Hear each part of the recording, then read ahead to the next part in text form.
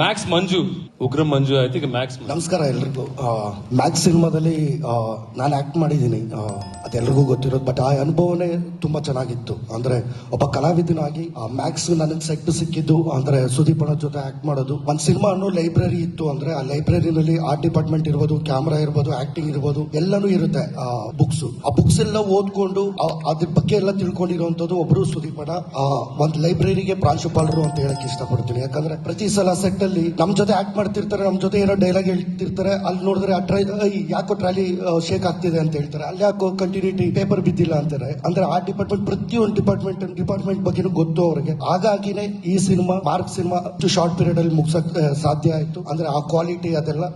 Mark cinema December 25 ನಮ್ ಇಡೀ ದೇಶದಲ್ಲೇ ಒಂದು ಮಾರ್ಕ್ ಆಗಿ ಉಳಿಯುತ್ತೆ. ಆಲ್ ದ ಬೆಸ್ಟ್ ಇಡೀ ತಂಡಕ್ಕೆ. Vijay sir all the best, and ಆ ಡೈರೆಕ್ಟರ್ ಶಿವಣ್ಣ ಇರ್ಬೋದು, ಚಂದ್ರ ಸರ್ ಇರ್ಬೋದು, ಪ್ರತಿಯೊಬ್ಬರಿಗೂ ಆಲ್ ದ ಬೆಸ್ಟ್. ಒಳ್ಳೇದಾಗ್ಲಿ. Thank you so much.